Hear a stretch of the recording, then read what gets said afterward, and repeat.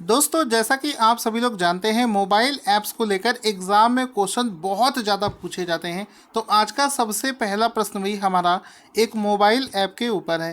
Question बनेगा कि हाल ही में किसने दोस्त फॉर लाइफ नाम से एक मोबाइल ऐप लॉन्च किया है? तो आंसर हो जाएगा कि हाल ही में सीबीएसई, ऑप्शन नंबर सी इसका राइट आंसर हो जाएगा। सीबीएसई ने हाल ही में एक मोबाइल एप्लीकेशन लॉन्च किया है जिसका नाम है दोस्त फॉर लाइफ। तो ऑप्शन नंबर सी इसका राइट आंसर हो जाएगा। यहाँ पर आप देख सकते हैं इस ऐप का फ़ोटो। गूगल प्ले स्टोर पर आपको ये ऐप मिल जाएगा, जिसमें देखो इस तरीके का फ़ोटो बना होगा और इसमें देखो लिखा है सीबीएसई लॉन्चेस दोस्त for mobile application for students and parents. यानी कि ये छात्रों के लिए, साथ ही साथ में उनके माता पिता के लिए भी है। पेरेंट्स भी इसको एक्सेस कर सकते हैं। ये जो सीबीएसई का नया मोबाइल ऐप है, इसको क्लास 9th से 12वीं तक के बच्चों को लिए बनाया गया है। इस ऐप से क्या मदद मिलेगी? इस ऐप से मदद ये मिलेगी कि स्टूडेंट्स इससे अपनी मेंटल हेल्थ से जुड़ी हुई परेशानियों को सॉल्व कर पाएंगे और छात्रों के साथ साथ में जो अभिभावक हैं वो बच्चों को इस कोविड के दौरान पर किस तरीके से मनोवैज्ञानिक तरीके से स्ट्रांग बना सकते हैं, इन सब चीज़ों के बारे में यहाँ पर परामर्श किया जा सकता है। साथ ही साथ मैं आपको बता दूं, चूँकि दोस्तों यहाँ पर हम लोगों ने मोबाइल ऐप के बारे में डिस्कस किया है, तो कुछ स्टैटिक जीके कवर कर लेते हैं। रिसेंट में लॉन्च किए गए कुछ मोबाइल ऐप और जिसके द्वारा उसको लॉन्च किया गया है उसको डिस्कस कर लेते हैं। जैसे कि एक मोबाइल ऐप थे, दो मोबाइल ऐप थे। एक का नाम था हमारी सड़क और दूसरे का नाम था तामीर तरक्की। इन दोनों ऐप को जम्मू एंड कश्मीर के लेफ्टिनेंट गवर्नर मनोज सिन्हा के द्वारा लॉन्च किया गया था। इसके बाद में एक मोबाइल ऐप था जिसका नाम था मेरा राशन। इसको लॉन्च किया गया है department of food and public distribution के द्वारा। उसके बाद में है उद्यम सारथी ऐप को लॉन्च किया है यूपी के सीएम योगी आदित्यनाथ जी के द्वारा। एरो इंडिया 2021 का जो मोबाइल ऐप और वेब पोर्टल है उसको लॉन्च किया है भारत के defence minister mister Rajnath Singh के द्वारा। इसके बाद में एक सतर्क नागरिक नाम से जो मोबाइल ऐप है, इसको भी लेफ्टिनेंट गवर्नर मनोज सिन्हा के द्वारा लॉन्च किया गया था। ई संपदा पोर्टल और मोबाइल ऐप को हरदीप सिंह पुरी जी के द्वारा लॉन्च किया गया था। ये आपको याद रखना है। तो ये हमने क्विक रिवीजन देखा जिसमें कि हम लोगों ने सभी ऐप्स को देख लिया जो कि हाल ही में चर्चा का विषय बने रहे हैं।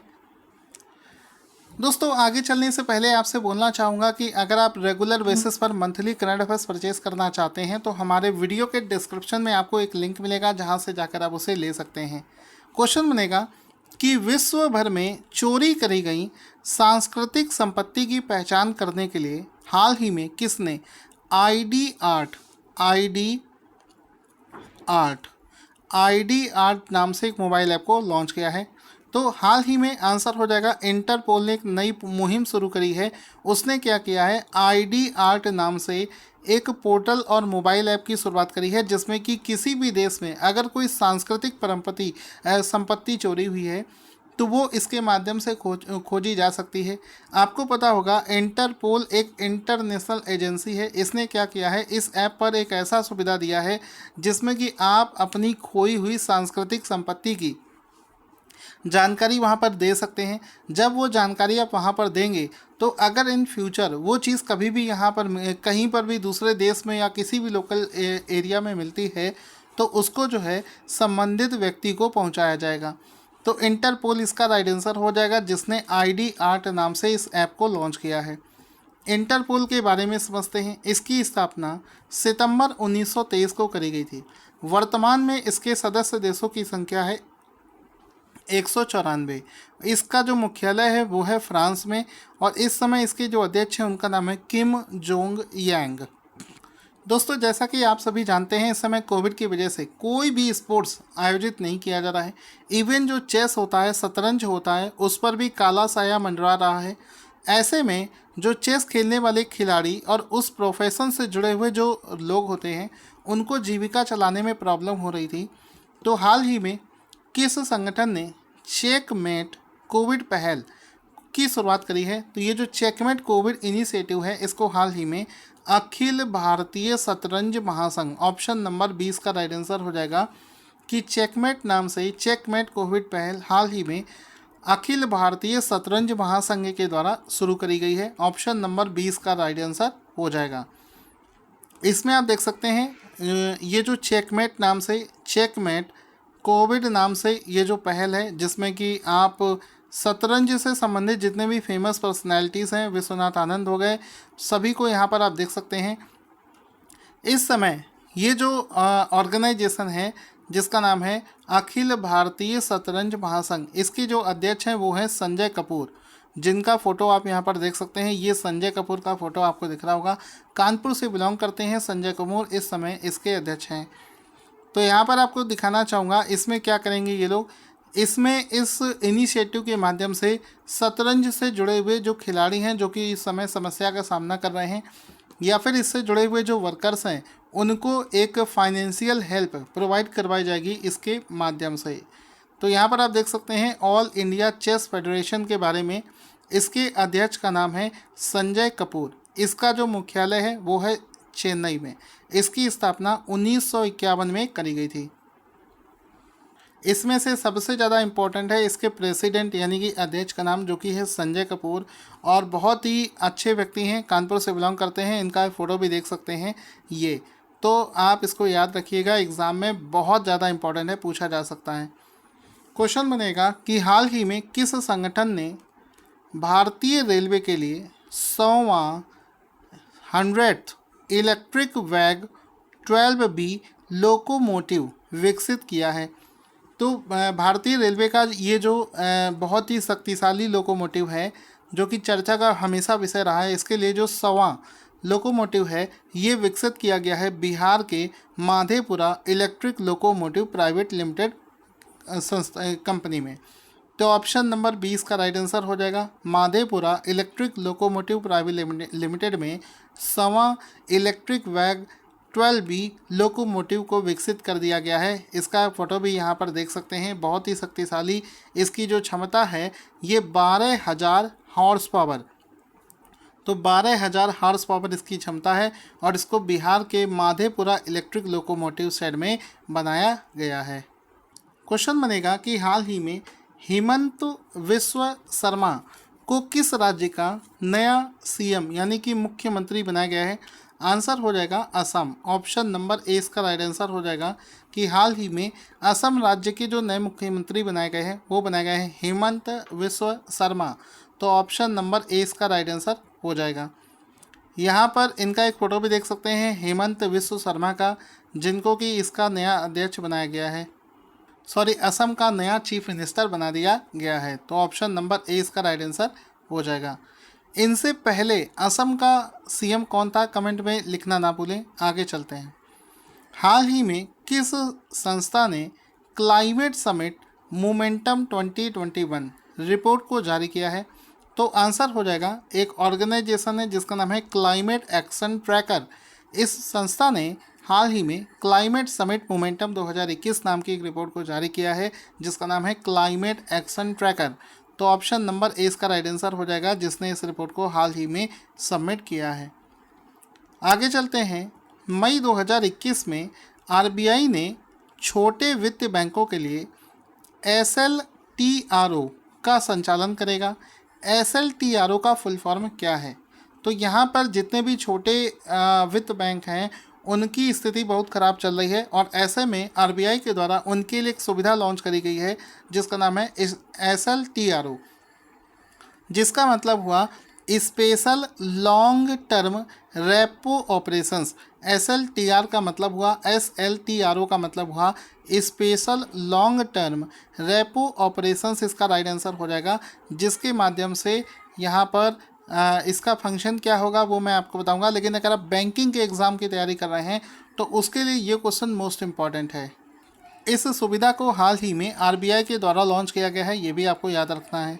अब इसमें क्या करेगा, जितने भी छोटे बैंक होते हैं वो क्या करेंगे कि जो बैंकों का रेपो रेट होता है, तो RBI ने इस सुविधा के द्वारा जो छोटे बैंक होते हैं उनको लगभग 1 साल से 3 साल के लिए फंड को उधार देने की जो अनुमति है ये प्रदान करता है।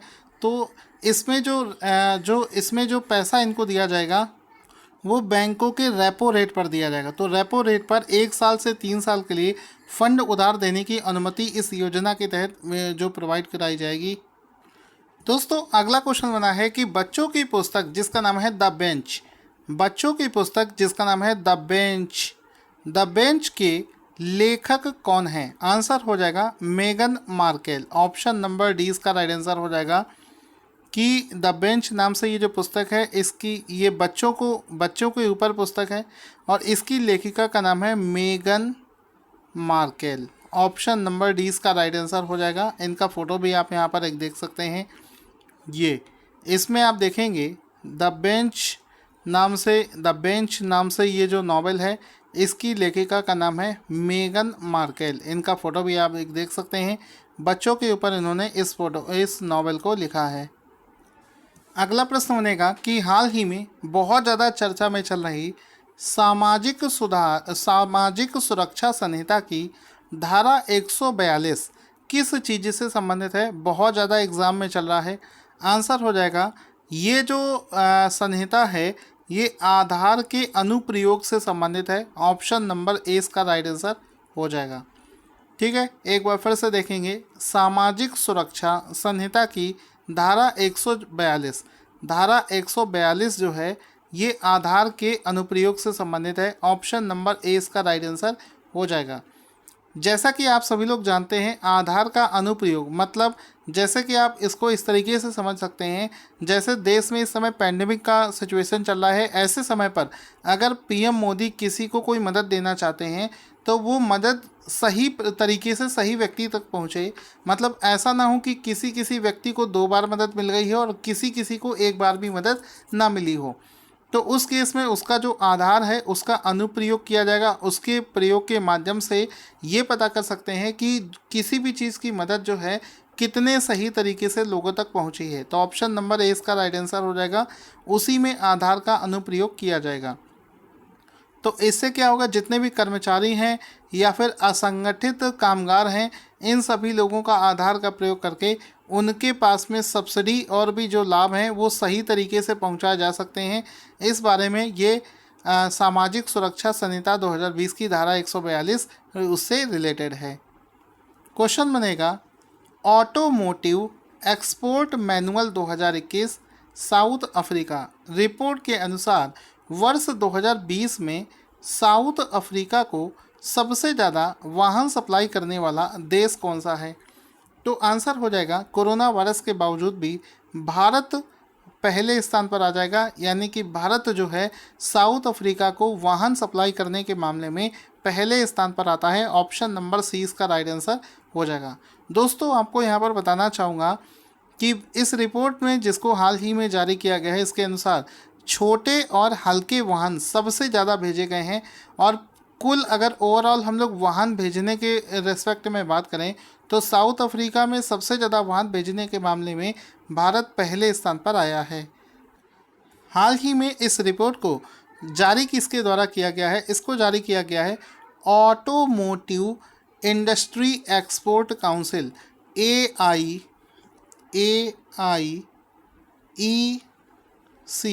तो हाल ही में AIEC के द्वारा इस रिपोर्ट को जारी किया गया है। तो ये इसमें आपको देखना है। साथ ही साथ में इसी से रिलेटेड एक चीज़ हम लोग देखेंगे कि हाल ही में इंटरनेशनल एनर्जी एजेंसी के द्वारा एक रिपोर्ट हाल ही में रिलीज़ करी गई थी। उसमें बताया गया था कि वर्ष 2020 में कोरोना महामारी की वजह से भारत का जो वैश्विक कारों की जो खरीद है उसमें 16% की गिरावट देखी गई थी। तो ये इंटरनेशनल एनर्जी एजेंसी के द्वारा हाल एक रिपोर्ट में ये बात कही गई थी। तो ये भी आपको याद रखना है। अब जितने भी क्वेश्चंस हम लोगों ने आज किए हैं उसका एक क्विक रिवीजन कर लेते हैं। पहला क्वेश्चन था कि ये वाला क्वेश्चन हमने अभी नहीं किया है कि हाल ही में किस संस्था के द्वारा विकसित कोरोना की एक ड्रग जिसका नाम है 2-डीऑक्सी डी ग्लूकोज को इमरजेंसी अप्रूवल दे दिया गया है? तो आंसर हो जाएगा ऑप्शन नंबर इसका आंसर हो जाएगा ऑप्शन नंबर ए डीआरडीओ। हाल ही में डीआरडीओ ने एक मेडिसिन डेवलप किया है कोरोना से फाइट करने के लिए, जिसका नाम है 2-डीऑक्सी डी ग्लूकोज। तो ऑप्शन नंबर ए इसका राइट आंसर हो जाएगा। इसमें आप देख सकते हैं ये रही वो 2-डीऑक्सी डी ग्लूकोज, 2DG जिसको शॉर्टकट में बोलेंगे। अब इस मेडिसिन का जब एक्सपेरिमेंट प्रयोग किया गया तो इसके रिजल्ट्स आप देख सकते हैं। पहले इसमें वायरस देखो, आपको बहुत सारे वायरस यहाँ पर दिख रहे होंगे। जब इसमें 2DG का डोज दिया गया तो वायरस यहाँ पर कम होते दिख रहे हैं और कुछ दिनों के बाद में ये ना के बराबर रह जाते हैं, यानी कि एक अच्छा रिजल्ट देती है। खास बात यह है कि इस मेडिसिन को हाल ही में इमरजेंसी अप्रूव दिया गया है DCGI के द्वारा, मतलब drug controller general of India ने इसको इमरजेंसी यूज़ के लिए हाँ कर दिया है। इस मेडिसिन की खास बात यह है कि इसमें ना तो कोई इंजेक्शन लगवाना है, ना तो आपको कोई मेडिसिन खानी है, बल्कि ये पाउडर के फॉर्म में होता है जिसको आप पानी में घोलकर पी सकते हैं। और ये किस तरीके से काम करता है वो भी मैं आपको बता देता हूँ। इसके काम करने का तरीका ये होता है कि कोई भी वायरस जब भी किसी शरीर में जाता है तो उसको ग्लूकोज की ज़रूरत होती है अपने आप को ज़िंदा रखने के लिए। लेकिन ये जो मेडिसिन है ये ग्लूकोज का एक एनालॉग है, मतलब फेक ग्लूकोज है। तो जब वायरस जो है जिसको ग्लूकोज की ज़रूरत है, जब इस दवाई के कांटेक्ट में आएगा तो वायरस को लगेगा कि वो ग्लूकोज के कांटेक्ट में आया है, लेकिन वो एक्चुअल में ग्लूकोज नहीं होगा और ग्लूकोज की कमी की वजह से वो वायरस जो है डेमोलिश हो जाएगा, ख़त्म हो जाएगा। तो ये क्वेश्चन हो गया। अब आगे चलते हैं, सबसे रिवीजन करते हैं। दोस्त फॉर लाइफ ये मोबाइल ऐप किसने लॉन्च किया है? CBSE ने लॉन्च किया है, ये आपको मैंने बताया था। इसके बाद में है ID आर्ट नाम से ये जो किसने ऐप लॉन्च किया है? तो इंटरपोल ने लॉन्च किया है, ये भी आपको बता चुका था। इसके बाद में है हाल ही में चेकमेट कोविड इनिशिएटिव की शुरुआत किसने करी है? तो AICF अखिल भारतीय शतरंज महासंघ के द्वारा इसको शुरू किया गया है। फिर है किस संस्था के द्वारा 100वां इलेक्ट्रिक वैग 12B लोकोमोटिव विकसित किया गया है? तो आंसर हो जाएगा Madhepura electric locomotive private limited, इसका राइट आंसर हो जाएगा। फिर है हेमंत बिस्वा शर्मा को किस राज्य का मुख्यमंत्री बनाया गया है? आंसर हो जाएगा असम राज्य का मुख्यमंत्री बनाया गया है। उसके बाद में है कि किस संस्था ने क्लाइमेट समिट मोमेंटम 2021 रिपोर्ट जारी करी है? तो क्लाइमेट एक्शन ट्रैकर इसका राइट आंसर हो जाएगा।